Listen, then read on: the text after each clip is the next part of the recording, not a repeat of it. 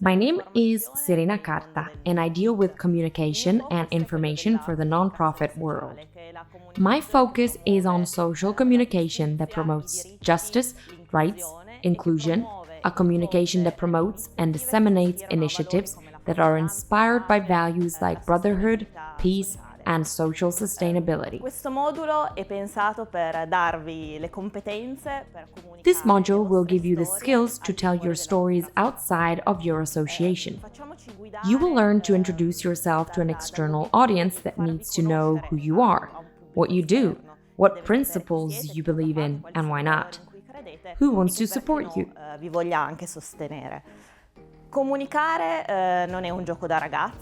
Communicating is not child's play. It requires effort, resources, and time. And that's why it's advisable to take pen and paper right now, sit down at the table, and dedicate these 20 minutes to learning as much as possible.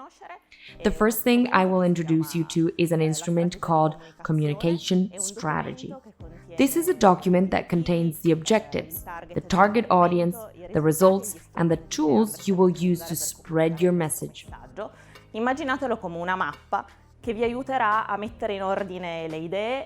Imagine it as a map that will help you put your ideas in order, plan the content, and understand what actions you must carry out for your communication plan. We will review the tools of the trade, then we will talk more about popular social networks like Facebook, Instagram, and Twitter. And we will also talk about the press office, which is more traditional but extremely useful. Nowadays, there are a lot of media at your disposal. You don't have to use them all, but it's important to be familiar with them to know which one is right for you.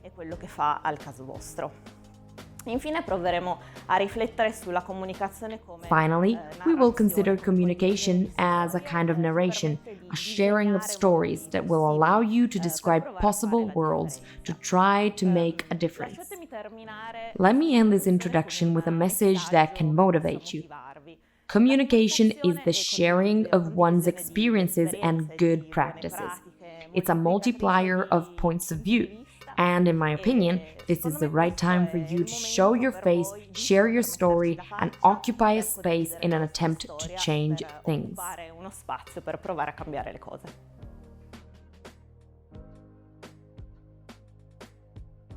I have always liked to give the word communication a social and civil connotation. Good communication, that is, the one studied and practiced by professionals, or the one that we use more or less spontaneously when we relate to one another, is indeed a positive phenomenon because it has the ability to connect people and increase our knowledge, ideas, and resources that has allowed the human race to progress from the dawn of time.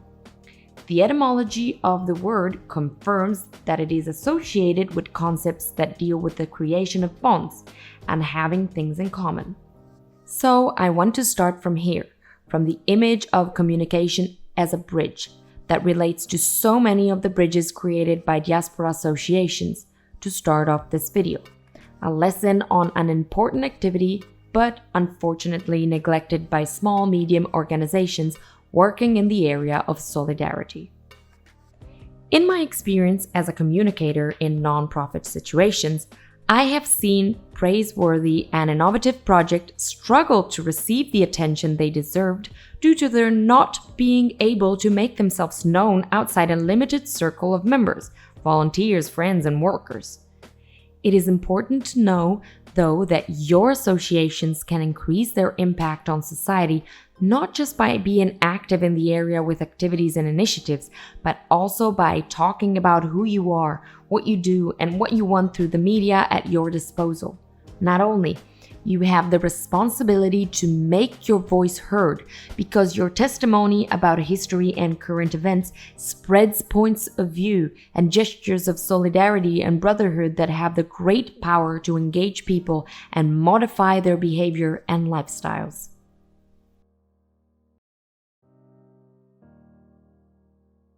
Engaging in communication activities is undoubtedly a great investment of resources, but it brings good results in terms of social and financial capital. Decide to give visibility to your activities and initiative through the media means opening up to new opportunities in both your native country and in that of residence. Making yourself known is equivalent to exposing your ideas, but also to standing out from your own uniqueness to be noticed and remembered.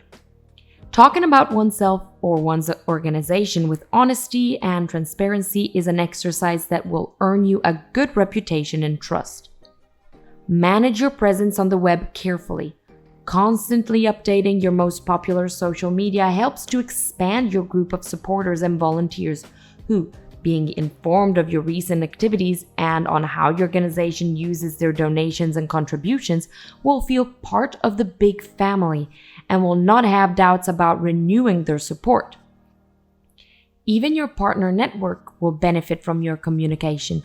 Frequenting websites facilitates connections with other people and other realities that share your mission, with which you can create alliances and become more effective. The donors themselves appreciate and encourage your sharing project progress and results that they finance, not only because they see their contribution is appreciated, but also because, thanks to the information concerning the activities, they come into contact with more beneficiaries and their impact increases. In other words, communication pays off.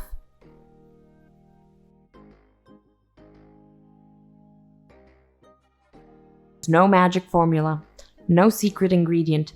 To make your association known to the public and to let people know what you deal with and what you care about, you need a realistic and sustainable action plan. One that is achievable with the human and financial capital and time frame you have. Put together a working group, a team. To make sure it succeeds, it is important that the tactics are shared and approved by the majority. To build your communication strategy, I advise you to answer 4 questions that will help you broaden the view of your association and your projects, and that will help you to collect and sort all the information in your possession. Take note, the answers can be organized like this. What should you pay attention to? First of all, consider the fact that often diaspora associations implement projects in 2 or more countries. Therefore, it is essential to create different communication strategies for each country you work in, because contexts, needs, and people are not the same or equal. Secondly, always remember that your strategy is not immortal, but must be tested for a period of time. It must be adapted to changeable conditions or should be improved if you realize that something does not work. I therefore advise you to give yourself a trial period of a few months, after which you can decide what is to be saved and what is to be gotten rid of or changed. First question, what is your objective or aim? That is, who are you and what do you want to let people out there know? Why and what do you want people to know about your project? Your objectives are at the basis of your strategy. They should guide and motivate you during difficult times. At this point, I ask you to be ambitious.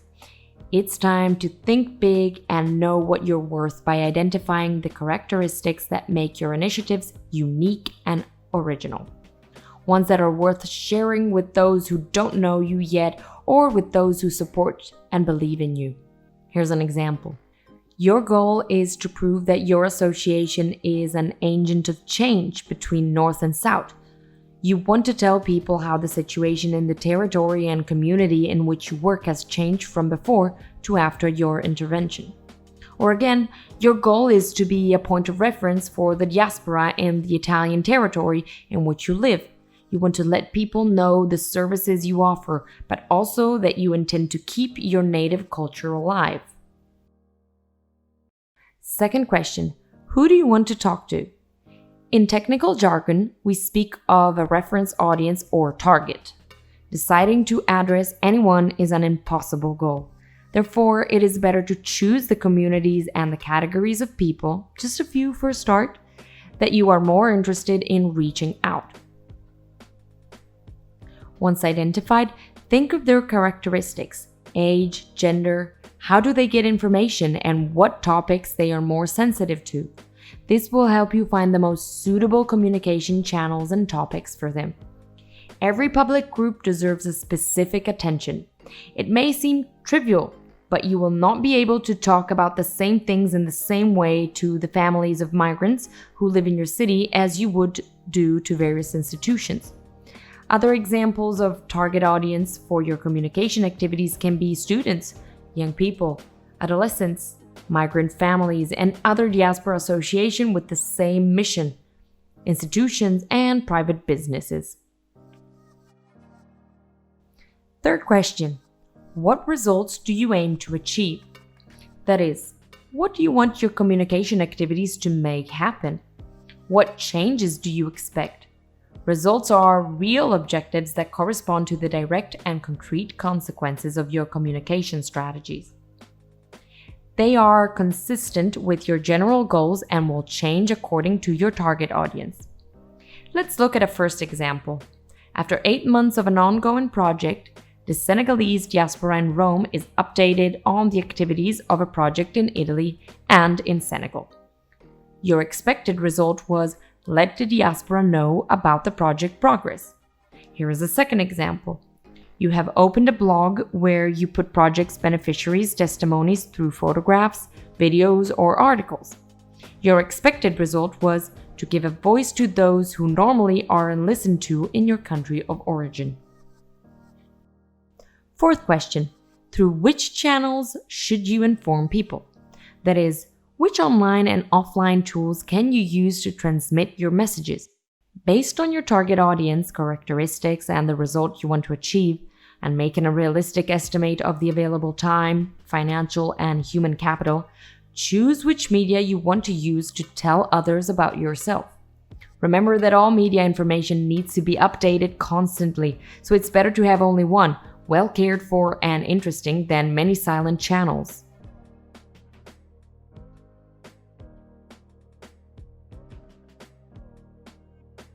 To choose what media to use to inform people about who you are and what you do, you need to know what is available on the communication market, both on and off the web. We will start by looking closely at social networks, also called new media, and we will end with the most traditional press office. All of you have the task of filing your toolbox with what you consider to be the most suitable instruments to inform people about your project. Social networks are the most visited sites on the web, literally inhabited by people, groups, and communities that exchange a lot of information. It is said that it is more likely that news is found on Facebook than on a site's homepage. Social networks are also the channels where it is possible to use language focused on people, not official language or one directed at professionals. The most popular, Facebook, Twitter, and Instagram, that we will discuss in a minute, have free versions and are easy to use, but they have rules. The first rule that applies to all the social networks that you want to set up for your association is the info that you share must be thought out and be of value. In other words, do not publish everything that goes through your head, but learn to say things that matter when necessary. The second rule is that it is not necessary to be present on all networks. It is important to choose carefully those where your target audience exists and one that your available resources will allow you to constantly update. I choose to talk about Facebook, Twitter, and Instagram because today they are the most popular social networks where you will find the most people.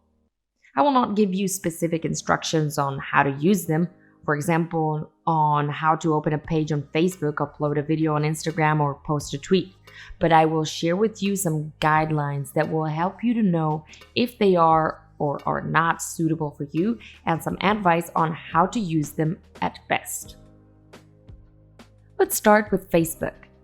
This social network offers association operating in the worlds of solidarity the possibilities of telling others about themselves generously and of making themselves heard, as well as interacting with others and involving people through texts, images, and videos. The place that Facebook has dedicated to association like yours is a page, not a profile, that is reserved for physical persons. that allows you to have an unlimited number of followers, that is, of people that follow you, and therefore interactions, that is, exchanges and reactions from likes to comments. On Facebook, you can build and manage relationships. How? Be active in groups and follow the pages or topics similar to yours. Always reply to comments and messages. Ask direct questions to those who follow you to stimulate participation. People normally look at Facebook during breaks, so try to be helpful, constructive, pleasant, and spontaneous. Use a warm, familiar, and engaging tone of voice. Talk about yourself, about how you feel. Share your opinions and take sides. You do not have to please everyone. Celebrate any successes and admit any failures. Be strategic for the purposes of your projects and compliment on everyone's contribution. Remember to tag your partners, donors, volunteers, and use hashtags to identify projects and activities. This will stimulate sharing and will serve as a megaphone for your messages. Writing original and creative content that attract people's attention. It might also seem difficult to constantly update your page. It is here that the editorial calendar comes in handy. A real calendar of days and hours in which you can plan ahead and enter the information you want to share. But what to write and when to do it? My advice is to post 2 or 3 times a week, alternating between 3 types of content. Promotional info that concerns your organization and the project's progress. Info that relates to results or goals. In short, info on yourself and your activities. Useful info that teaches something new. Maybe about your country of origin, such as a recipe, a historical recurrence, an aspect of your culture, or info on a new law or regulation, contexts that do not talk directly about you and your association, but that allow you to share facts about a topic you know a lot about. An easy but effective way to share useful information is to post an article that you yourself have found enlightening. Engaging info. Something that works, for example, are opinions and points of views on current events, or give some behind-the-scenes information to talk more lightly, or share your comments on an event that has recently occurred. Twitter is the social network with the little blue bird. It requires short sentences. Today you can use up to 280 characters. It's very different from Facebook. There is no exchange of friendships, for example. And once you subscribe, all the messages of the profiles you follow become public. Being on Twitter can be useful above all to follow national and international comments on the news and the current issues. On Twitter, experts from the nonprofit world, activists, international organizations, politicians, and institutions are constantly commenting on current events. And listening to them can keep you up to date on what's going on in the world in real time. And, if you are curious, can give you ideas and info you might want to investigate further. The risks of looking on Twitter is that you can be overwhelmed by the continuous flow of messages. I therefore recommend that you create lists that group your favorite profiles on the basis of topics that interest you, so that you can concentrate on the conversations that take place between a certain group of people or on a certain topic. What can you actively do on Twitter? Post 1 tweet a day, reporting some news about your association or sharing someone else's tweet that has to do with your activities and that could be of interest to those who follow you. Or again, take part in conversations in which you have something to say. Instagram is the social network of photographs, pretty ones and with the right light. Those who use it speak a visual, pop, and unconventional language. In fact, it is mostly used by the new generations. Today is the ideal place to be present if you want to talk about migrations also to young people. By doing what? Mainly 2 things. First of all, by sharing some behind the scenes that show the most human and less institutional aspect of your association, like less known facts or moments of social enjoyments. Secondly, by sharing photos of people, places, or beautiful and evocative situations that represent the value you speak of and which are capable of affecting the emotions of the audience that want to join and support you. We often read about the use of violent language on social networks. Negative comments, worse still if aggressive, frighten, anger, or offend people, and can make you feel unable to handle the situation. I would therefore like to share with you some suggestions on how to reply without embarrassment, but with firmness to verbal attacks, insults, or more simply, opinions very different from yours. First of all, a consideration. You cannot change the minds of those who do not think like you. It is impossible. But you have the right to react with respect to explain your position. Always reply. Your followers trust you and expect an answer that reflects your common values. Always answer with kindness. You will set a good example. Reaffirm your principles of non-violence. Welcome the comment, thank the person for sharing their opinion on your page, and then explain your position on the subject of the comment. Mention a source, for example, that shows that their information is false. Do not give oppositional, rude, or aggressive answers. Avoid the knock-on-heads effect. With whomever shows particular aggressiveness, we advise that you start a conversation. Ask questions, ask for new comment or new opinion. In the case of hate mail, an insult or offensive language, remind the person that the page that your association decided to open on the web is dedicated to mild and respectful dialogue and confrontation. If, despite the invitation to apologize and soften their tone, the person continues to have a violent and aggressive attitude, my advice is to block their profile. Remember finally that words are important and that it is your responsibility to choose them carefully. Words can discriminate, but they can also emancipate. Words count. When they create labels that place us on one side of the law or other, or when they tell us that people have a little less or a little more rights than others. Words build walls or open borders.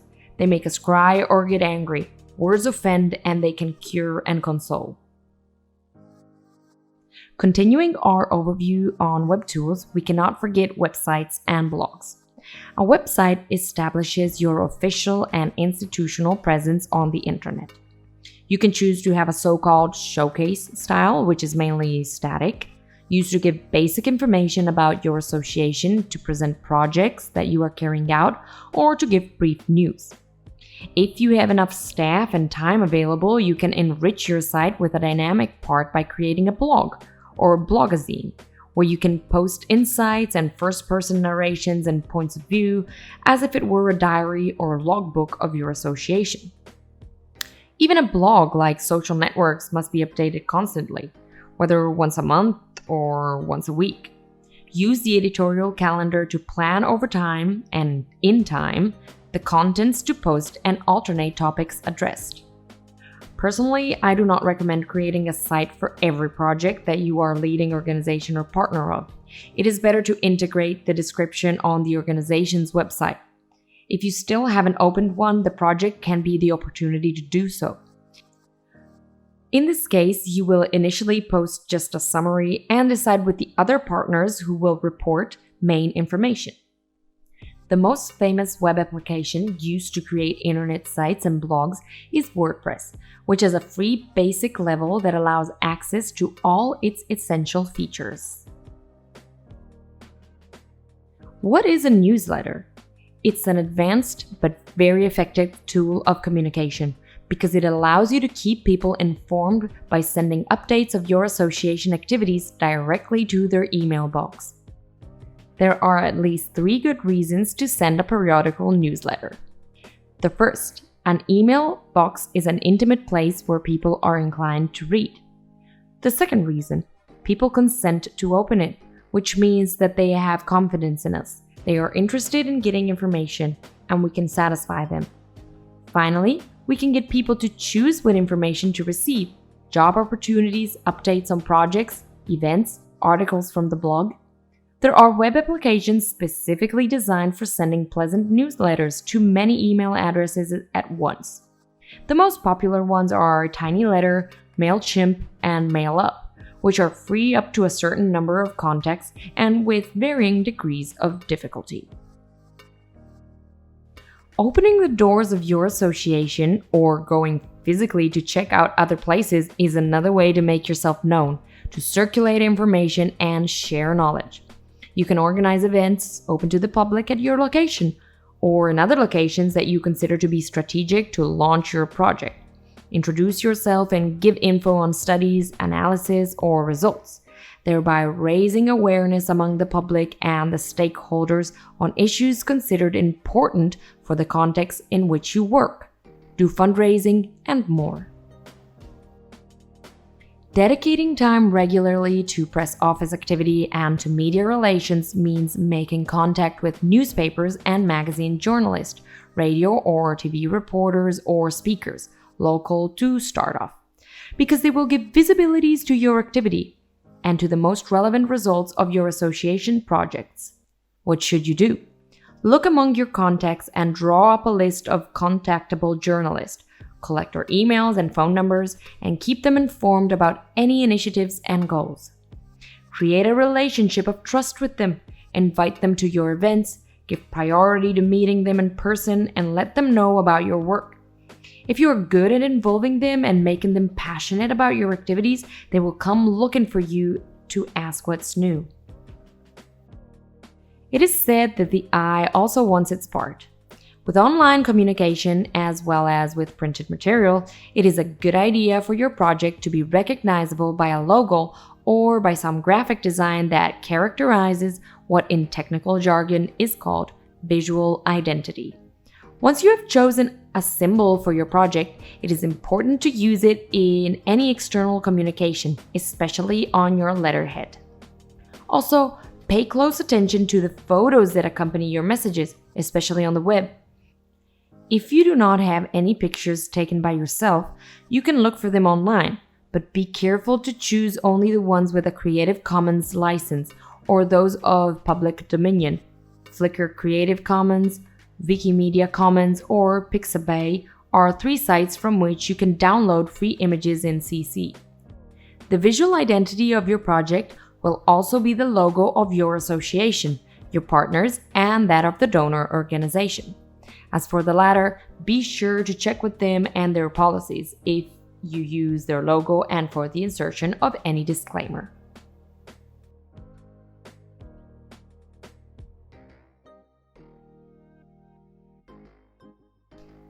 What kind of world would we have without stories?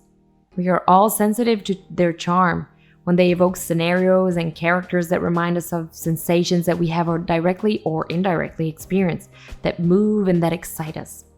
Stories are powerful. They help us to expand our imaginations, bringing us pieces of possible worlds. They introduce us to lands that otherwise would have remained unknown, and they do it lightly and pleasantly, never boring us. That's why people identify with stories. They become fond of them and draw inspiration for their own lives. You have heard me frequently say the word tell, using it as a synonym for communicate. I would like to end this video lesson by inviting you to talk about yourself, your associations, your projects, and the people who animate them as if you were storytellers, minstrels. Learn to tell people about your project by telling stories that animate it. That is, giving space to the voices and experiences of the people they might meet in the communities and the regions where you work, from volunteers to members to direct and indirect beneficiaries. Share tales of courage, empowerment, and change that would otherwise remain unknown, but which play a fundamental role in demonstrating the power of promoting human rights and global justice. Do not be afraid to talk about your experiences as migrants with openness and honesty to help readers who may be Italian or of foreign origin. Know your point of view, to draw inspiration for their own experience, to find common points of contact with your story, or simply to better understand the uniqueness of each migratory experience. Enjoy communicating.